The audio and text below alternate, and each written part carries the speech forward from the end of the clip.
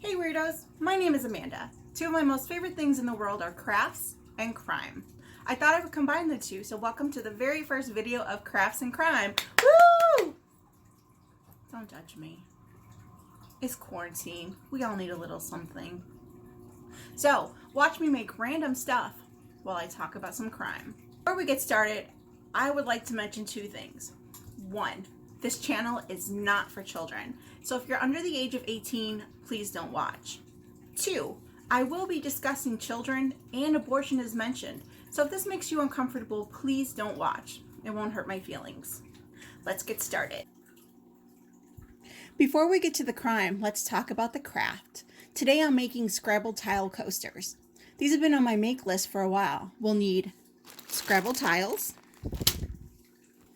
cork, an X-Acto knife, and the glue of your choice. Optional supplies are Mod Podge and our wood stain. I bought my supplies off of Amazon and it ran me about 20 bucks.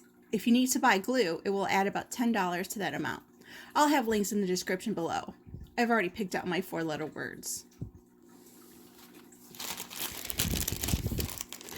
For my inaugural video, I didn't want to go with any of the obvious crimes. No serial killers, nothing you've heard of 100 times before. After all, murder isn't the only crime out there. I want you to imagine that the year is 1955. You're young, biologically female, unwed, and pregnant. It will be almost 20 years until Roe versus Wade. And your baby daddy is in the wind. You think your life is over. You're thinking of running away and starting life all over. But then you hear whispers. There is a doctor, a real doctor in Georgia who helps girls just like you for $100, which is $1,080 in today's currency. He will make all of this go away, or so you thought. That's right, y'all. We're talking about the Hicks babies. The Hicks Community Clinic opened in McClaysville, Georgia in 1943 by one Dr. Thomas Juggerty Hicks.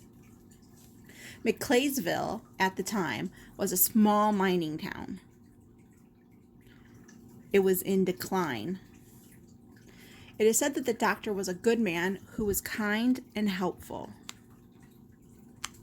It's rumored he heard of young women dying because of botched, illegal, back alley abortions and felt the need to do something about it.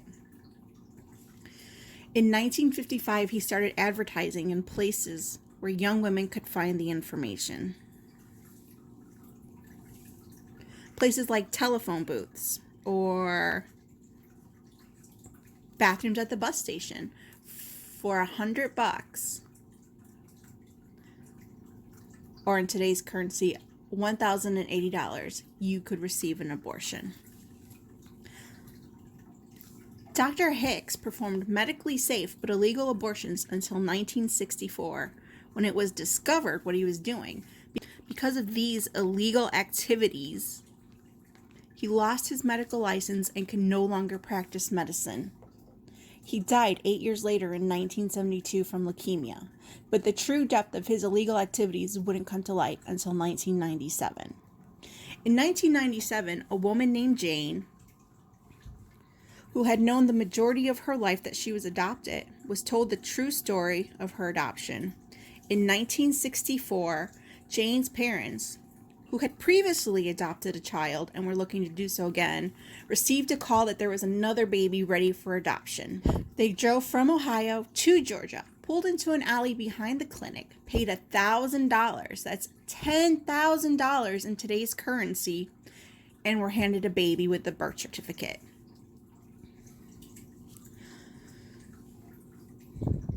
Jane would later be quoted as saying, "When they handed me out the door, I still had blood on me." After going to McClaysville and doing some research, Jane would discover that not only was she the last baby to be illegally adopted out of the Hicks clinic, but that there were a whopping 212 other babies who had also been adopted out. When women would come to the Hicks clinic from all over the country seeking an abortion, Dr. Hicks successfully talked some of them into foregoing the procedure and having their babies. He promised to find them good homes. Once the baby was born, they would be adopted out with a false birth certificate, which would list the adoptive parents as the biological parents. While some of the mothers willingly went along with the plan, I'm not sure if or how they were compensated. Others did not. Unfortunately, some mothers who had planned on keeping the child were told that their babies had died when in fact they had been adopted out by Dr. Hicks. One of the Hicks baby's mothers, who had been found with the help of DNA, said that the doctor had told her that her baby had been born with a bad heart. A few days later, she was told the baby died and was made to sign a death certificate. Imagine her surprise when 57 years later, the daughter she was told had died was standing on her doorstep. No records of the mothers or the babies have been found. Dr. Hicks' mausoleum in the Crestlawn Cemetery was open in the hopes that the records would be there because the mausoleum is empty. That's right. Dr. Hicks is buried next to it, and the mausoleum remains empty. In one article I read, a resident of McClaysville was quoted as saying, "Why would he keep records? What he was doing was illegal." Which, is true.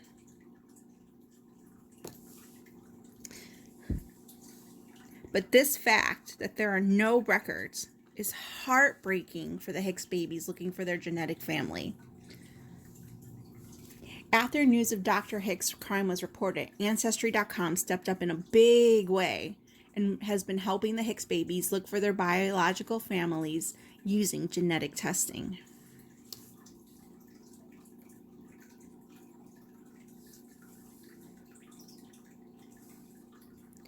A few of the Hicks babies found biological siblings, cousins, aunts, and even parents.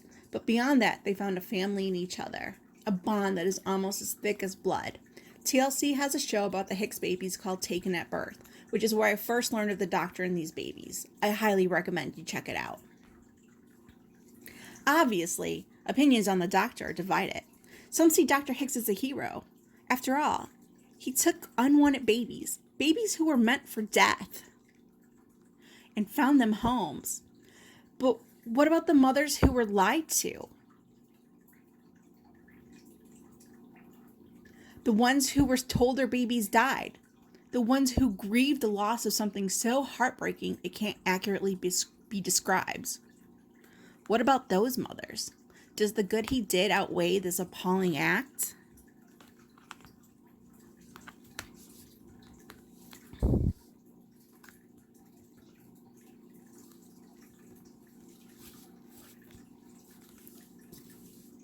Honestly, I don't think so. And that, my wonderful weirdos, is the case of the Hicks babies.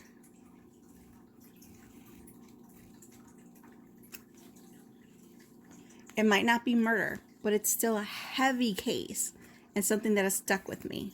Not only have we finished the case, but right as of this moment, we have finished the coasters too. Let's just even this out a little bit.